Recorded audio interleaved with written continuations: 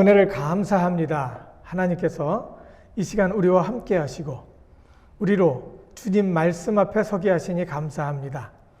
하나님 말씀 앞에 섰사오니 우리로 듣게 하시며 경청할 때 하나님의 임재를 경험할 수 있도록 축복해 주시옵소서. 주께서 함께하는 시간, 주께서 교통하는 시간 되게 하시고 하나님께서 우리를 받아주시며 주의 말씀으로 세우시는 귀한 시간 되도록 축복해 주시옵소서. 감사드립니다. 예수님 이름으로 기도합니다. 아멘. 오늘은 읽은 말씀을 통해서 양심의 스트레스, 다른 제목으로는 공고한 자의 감사에 대해서 말씀을 같이 나누려고 해요. 양심의 스트레스라고 한 이유는 여기에서 하고 있는 말이 사도 바울이 느꼈던 신앙의 양심에 관한 내용입니다.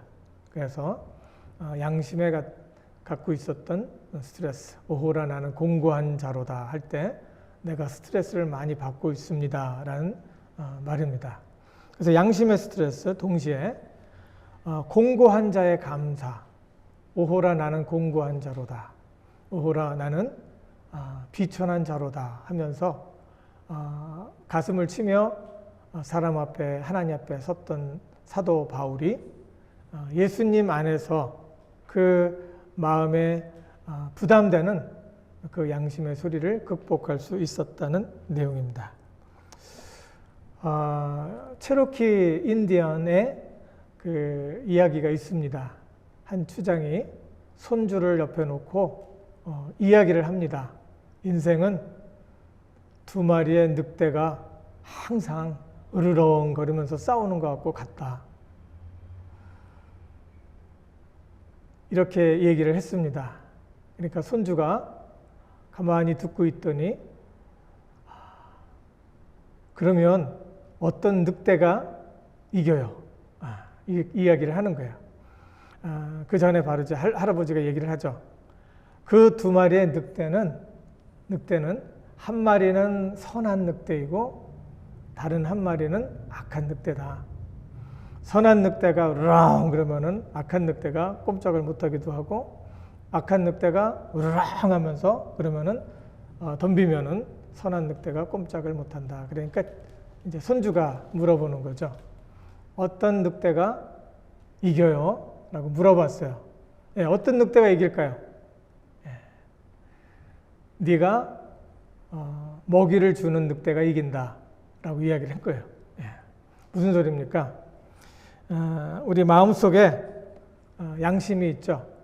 우리 양심에 선한 양심이 있고 악한 양심이 있는데 내가 어떻게 하느냐에 따라서 선한 양심이 이기기도 하고 악한 양심이 이기기도 한다는 거죠. 우리가 이런 것을 보면서 이제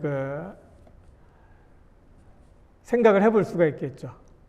이 으르렁거리는 두 늑대가 내 마음속에서 자리 잡고 있는데 나는 어디로 가야 될까? 사도 바울도 똑같은 마음을 갖고 항상 갈등하면서 살았어요. 사도 바울마저도 그 양심의 싸움이 끝나지 않는 거예요. 그래서 사도 바울은 그 양심의 싸움 속에서 지쳤어요. 어떻게 해야 될까? 이번에는 어떻게 해야 될까? 그러면 이제 저쪽에서 이야기를 하죠. 아니다. 또 그럼 이쪽에서 아니다 하고서 아니다 하면은 저쪽에서 웬걸 또 그거 아니다라고 또 이야기를 하는 거죠. 그래서 사도 바울은 항상 마음에 지침이 있었어요. 피곤했어요. 내가 어떻게 살아야 되는가? 라고 이렇게 생각을 하는 거죠. 율법을 알면 알수록 양심이 예민해지죠. 그리고 지켜야 할 것들과 지키지 말아야 될 것들이 있어요. 그리고 먹는 것들, 먹어야 될 것이 있고 먹지 말아야 될 것도 있고 또 해야 될 것도 있고 하지 말아야 되는 그런 것들이 있죠. 그래서 자신은 비참하다고 해요. 선한 양심을 갖고 하지 않고 싶은 것을 안 하려고 하는데도 나도 모르게 그쪽으로 끌려가는 자신의 모습을 보면서 비참하다고 하죠. 여러분 어때요? 하나님 알수록 참아내야 할 일들이 많죠. 하나님 알수록 여러분 하나님 알수록 예수님을 믿는 자로 참아야 될 것들이 많아요. 그렇죠? 네. 그때 나는 어떤 사람인가? 차라리 교회에 다니지를 않았더라면 이런 것들이 나한테 부담이 되지 않았을 텐데 교회를 다니면 다닐수록 나는 힘들다라는 생각을 하게 되는 거죠. 여기에서 로마서 7장 16절에 보니까 율법이 선한 것을 시인하노니라고 했어요. 무슨 소리일까요? 나는 율법이 맞다는 것을 잘 안다 이거야. 하나님 말씀대로 살면 잘 살 수 있다는 것을 잘 안다라고 이야기를 하는 거야. 율법대로 살아야 되고 율법대로 살면 이것이 우리를 복되게 하고 복된 하나님의 사람으로 만들어진다라고 하는 이야기입니다. 그런데 문제는 나도 모르게 혈기를 따라가고 있다는 거예요. 내가 원하는 것은 행하지 아니하고 도리어 미워하는 것을 행함이라 라고 이야기를 하고 있죠. 여기 바로 그거죠. 여러분 어때요? 말씀을 읽어야 하는데 시간을 못 내요. 그러면 마음에 부담이 있어요, 없어요? 잘 몰라요? 그럴 때도 있죠. 그리고 또 마음에 항상 평화가 있어야 되고 그리고 또 말씀대로 잘 걸어서 잘 참고 또 하나님의 사람으로 잘 살아감으로 인해서 마음에 기쁨이 있어야 되는데 그렇지 못할 때가 있죠. 사람들하고 이야기를 하면 그 이야기하는 속에서 많은 실수를 저질러요. 그리고 돌아서서 아휴 내가 왜 그랬을까라는 생각을 할 때가 있죠. 네, 할 때가 있어요. 그리고 마음속에 항상 평화가 있어야 되는데 마음속에 불만을 가질 때가 있고 마음에 분노가 생겨요. 참는데 한계가 있잖아요. 그리고 또 기뻐해야 되는데 기쁨이 충만하지 않을 때가 있어요. 그리고 사도 바울 역시 그런 것을 느낀 거예요. 그래서 이렇게 말하는 거죠. 내가 원하는 것은 행하지 아니하고 내가 원하는 것은 행치 아니하고 도리어 미워하는 것을 행함이라. 그런 자신의 모습이 너무 미웠던 거예요. 그래서 뭐라고 그랬어요? 나는 공고한 자로다. 나는 비참한 자로다 라고 이야기를 하죠. 사도 바울의 마음을 아프게 하는 것들이 있어요. 견딜 수 없는 분노로 몰아가는 사람들의 판단과 그리고 못되고 악한 말들이었어요. 사도 바울 사도가 들었던 말들. 사람들이 나는 사도로서 나의 인생과 시간을 이렇게 하나님 앞에 드리고 사람들을 위해서 비천한 데 처하기도 하고 또 사람들을 위해서 또 저들에게 생명을 나누기 위해서 나가서 때로는 배고프고 굶주리고 때로는 맞기도 하고 때로는 비참하게 먹지도 못하고 감옥에 들어가기도 했는데 사람들은 사도 바울한테 무슨 얘기를 해요? 손가락질을 하죠. 너는 뭐라 그래요? 사도가 아니다 라고 이야기를 하는 거예요. 그러니까 지금으로 얘기하면 당신은 목사가 아니요 라고 얘기하는 거예요. 그리고 또 얘기하면 당신이 어떻게 장로요? 장로가 아니요. 권사는 무슨 권사요? 그리고 집사는 무슨 집사요? 라고 이야기를 하는 겁니다.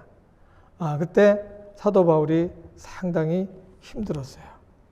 그때 그 사도 바울은 나는 열심히 살려고 했는데 나에게 조롱하고 덤비는 이유는 무엇인가?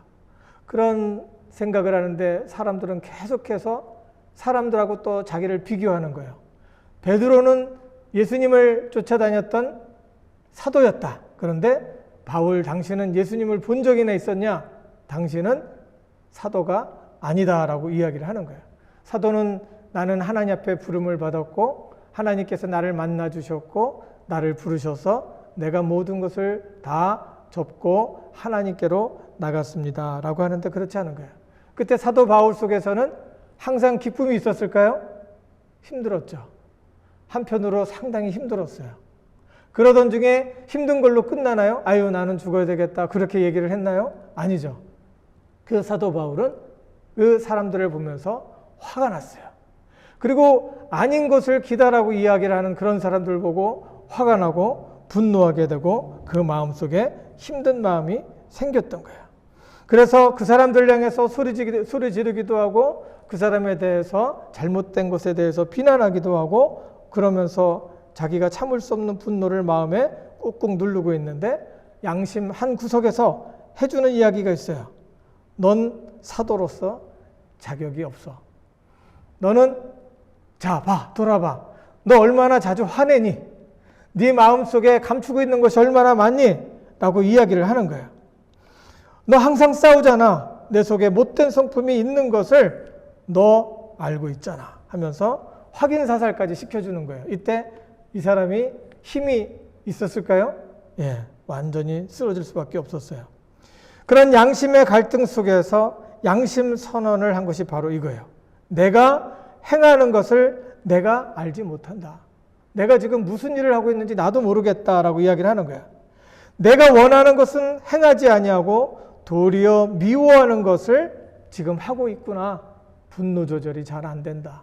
그리고 좌절하고 실망하는 이런 상황에서 내가 이것을 극복하기가 참 힘들다. 하나님 말씀대로 예수 사랑에 철철 넘치는 그리스도인 거룩한 자의 삶을 살아야 하는데 난 그렇지 못해 라고 이야기를 하죠. 그때 한 소리가 바로 이거예요. 나는 공고한 자로다. 우호라 나는 공고한 자로다. 나는 비참한 자로다 라고 이야기를 하는 거예요. 내 양심을 치며 나는 비참해 라고 이야기를 할 때가 바로 이때였습니다. 제가 이 고린도 전서 이렇게 후서 이렇게 그 사도 바울의 기록된 말씀을 보는 중에서 이 말씀이 참 애절하게 들려왔어요. 예. 얼마나 가슴이 아프고 또 얼마나 그 자리에서 좌절할 수밖에 없고 꺼질 수밖에 없는 그런 상황이었으면은 오호라 나는 공고한 자로다 라고 이야기를 할까 하는 생각을 많이 해봤습니다. 여러분 어때요? 그리스도인으로서 이런 참담한 이런 느낌을 받은 적 없습니까? 분노 조절이 잘 안 돼요. 실망스러운 마음이 가득해요. 희망이 느껴지지 않아요. 그리고 피곤해요. 지쳐요. 멍해요. 슬퍼요. 화나요. 짜증나요. 이럴 때가 얼마나 많습니까? 내가 행하는 것을 내가 알지를 못하는도다. 사도 바울의 말이 딱 들어 맞지 않을까요? 예. 여기서 해주는 말씀이 있죠. 사도 바울은 8장 10절.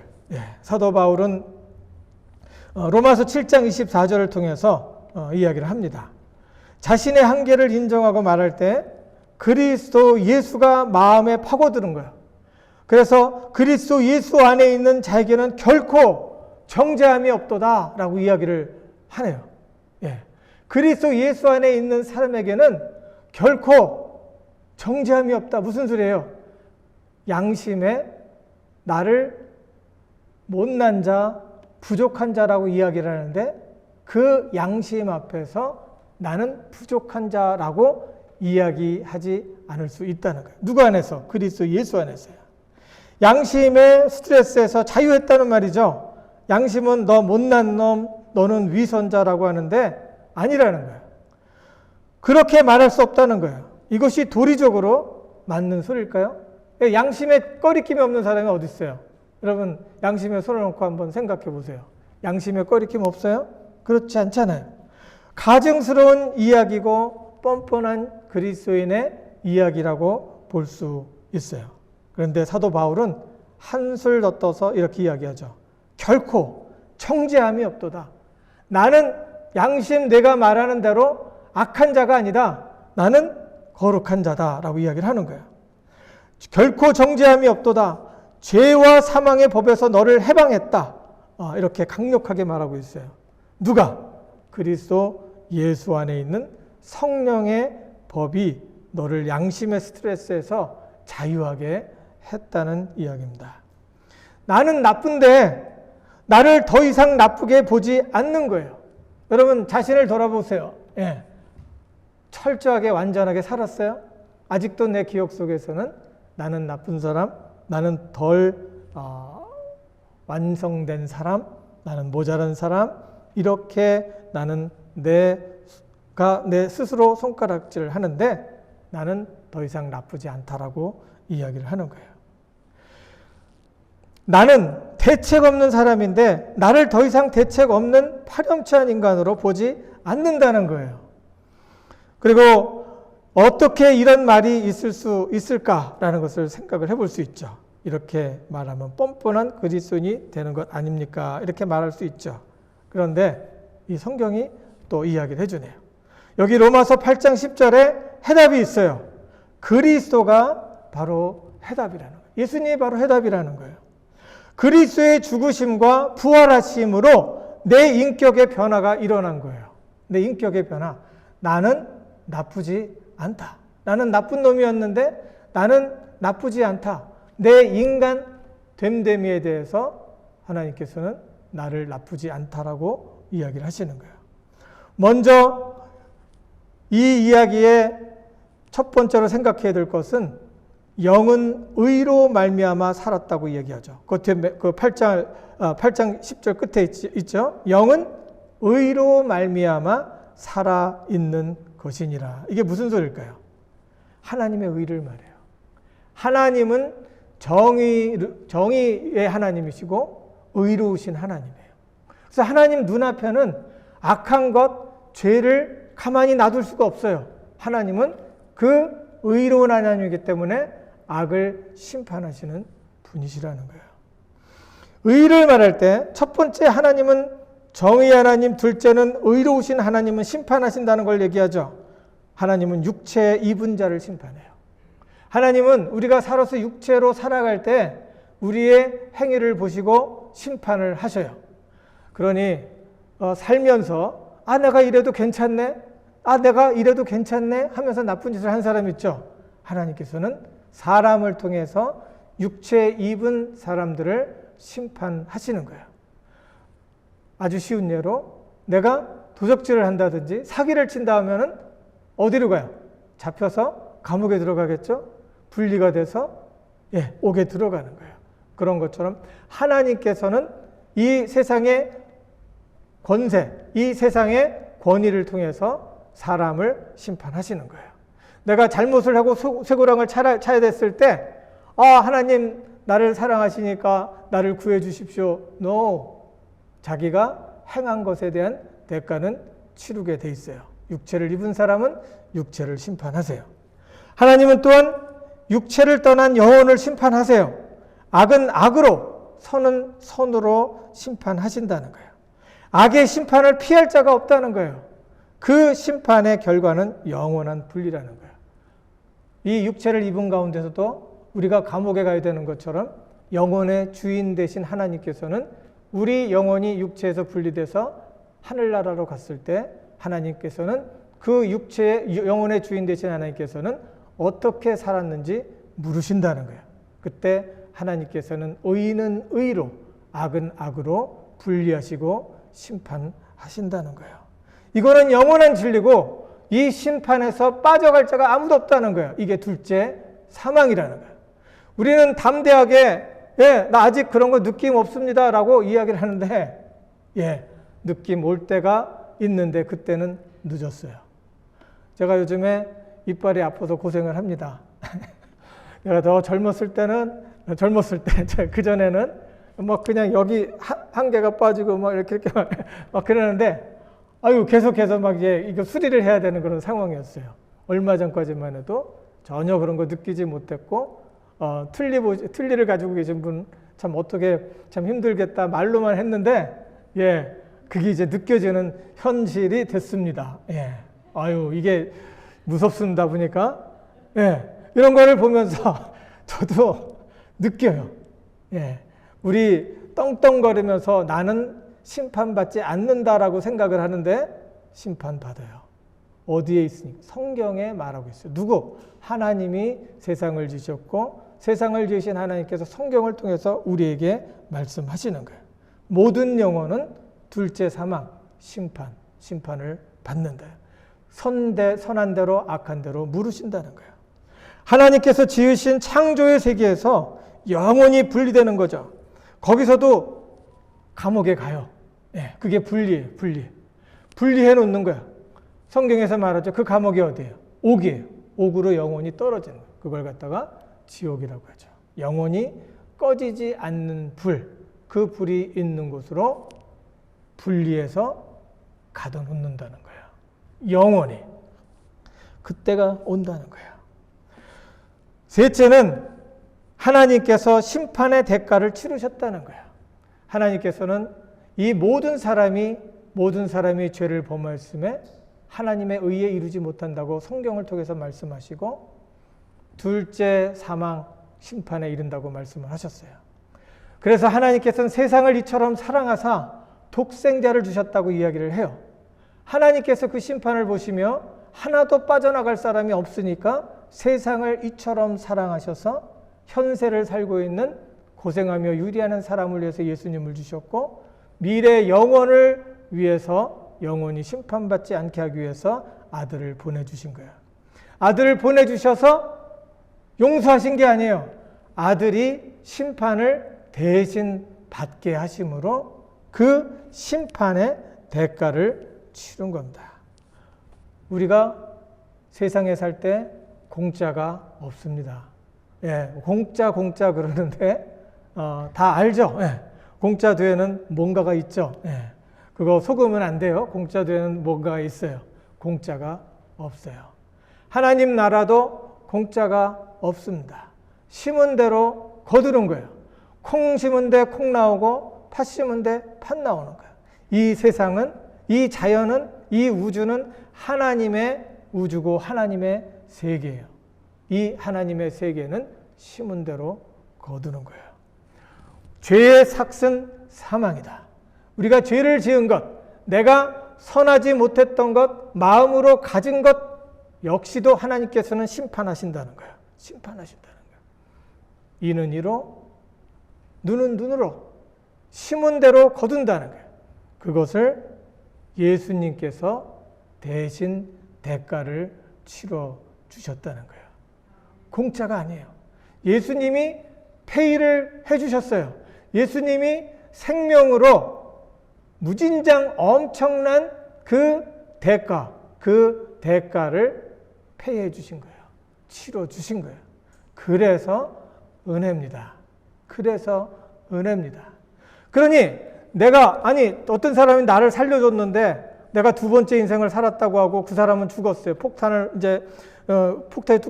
전쟁 때 폭탄에 떨어져 갖고 그 병사들과 같이 이렇게 서 있는데 병사들이 그 폭탄 맞으면 안 되니까 자기가 몸으로 그 폭탄을 가슴에 품고 터져서 죽음으로 옆에 있는 병사들이 안 죽었어요. 그러면 그 병사가 그 사람에 대해서 고마운 마음이 생기겠죠. 그 사람의 마음은 어떻겠어요? 자기가 무슨 안 좋은 일을 하더라도 누가 생각나겠어요? 그 사람 생각나면서 이 사람의 죽음이 아무런 의미가 없으면 안 되지 라는 생각을 하게 될 거예요. 예수님이 나의 죄를 위해서 죽으셨던 것을 믿으니까 내가 어떤 죄악을 행하려고 할 때 아니지! 나는 이것을 하면 안 돼. 나를 위해서 그 엄청난 대가를 예수님이 치르셨어 라고 하니까 죄에 더 이상 설 수 없는 겁니다.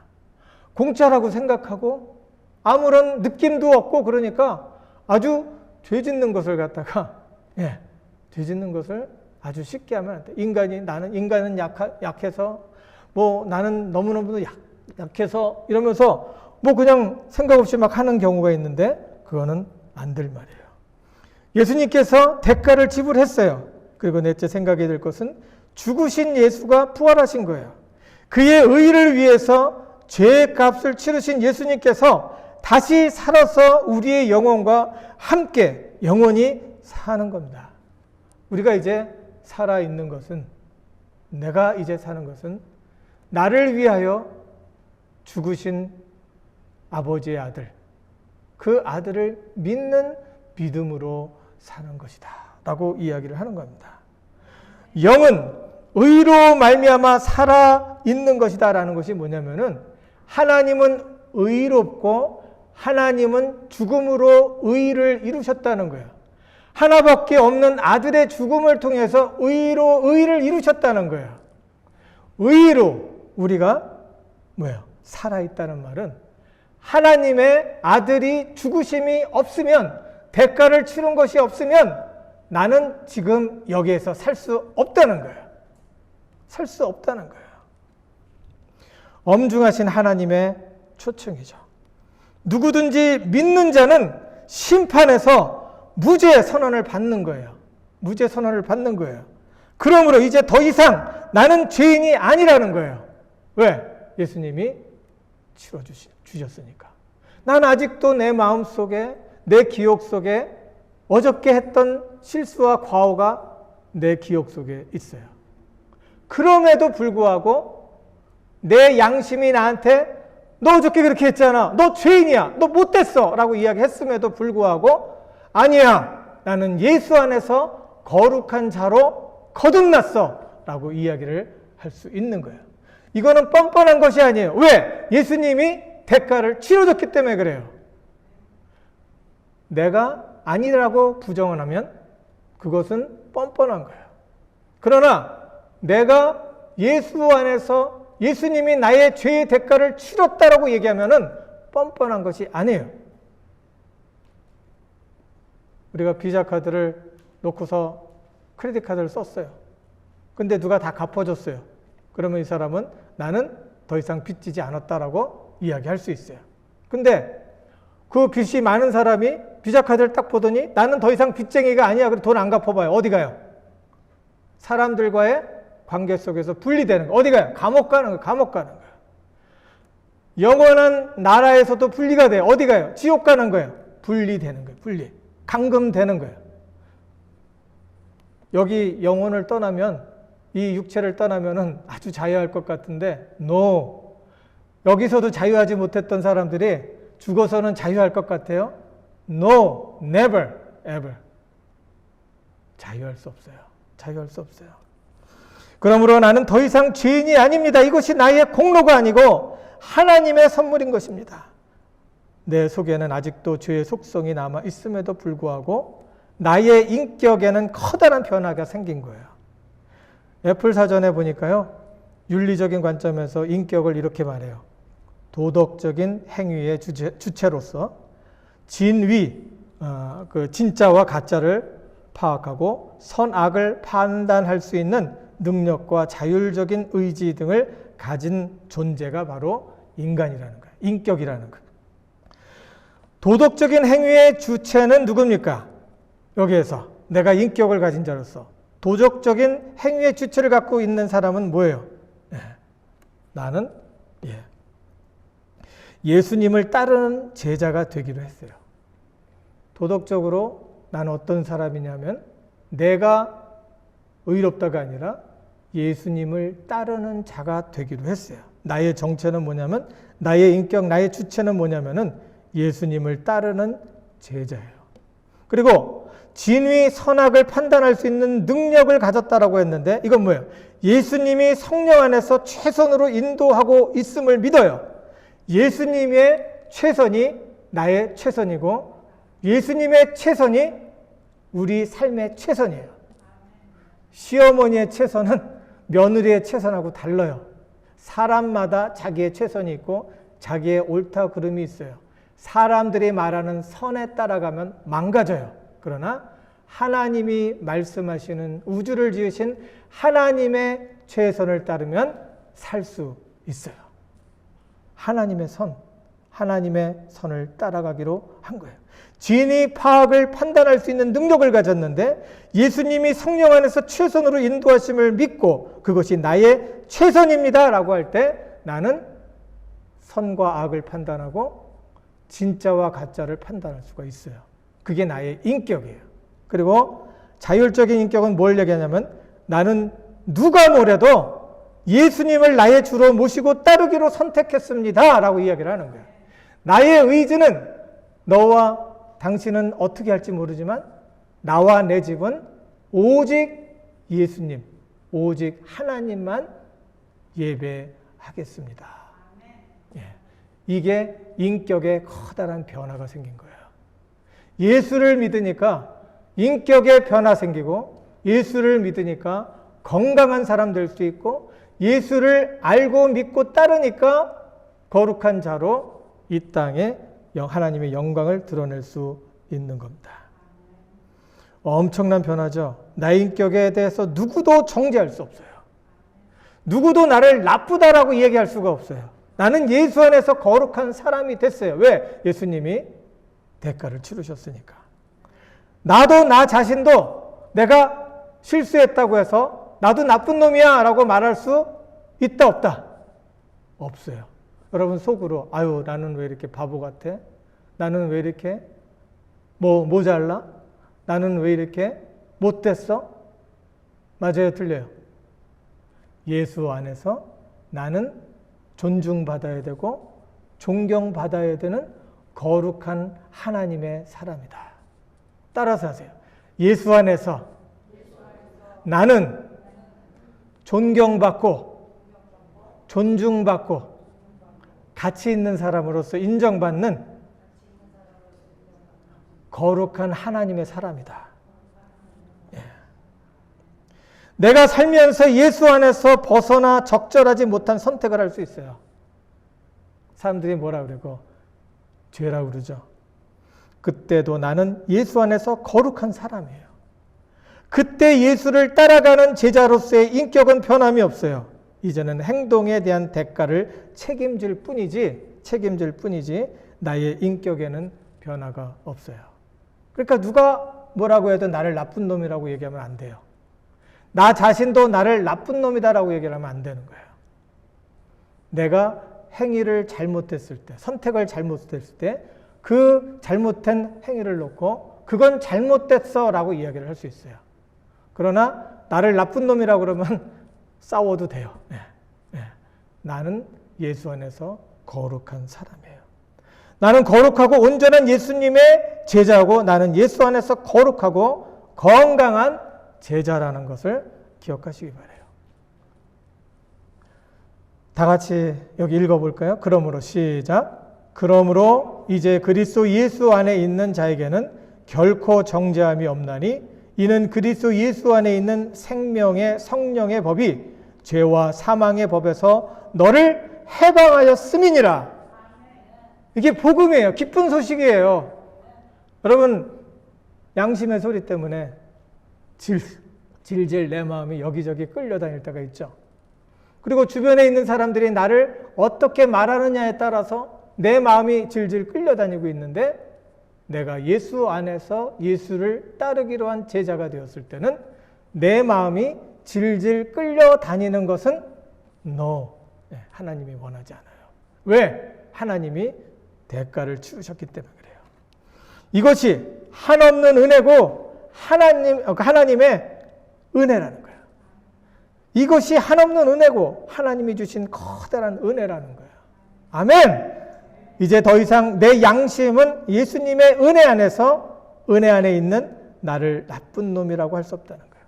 그리고 이제 내가 할 것은 거룩한 자로서 선한 행동을 위해 적절하고 선한 지혜로운 행동을 위해서 나의 습관을 고치고 행동을 바꾸어 가는 것이 이제 내가 해야 될 일이에요.